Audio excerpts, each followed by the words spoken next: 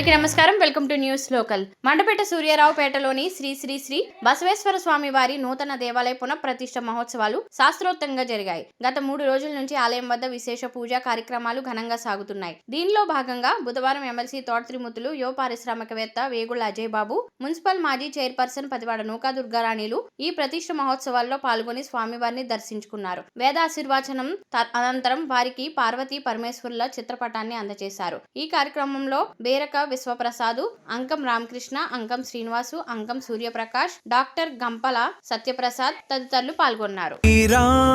Jai Sriram. We celebrate this glorious day.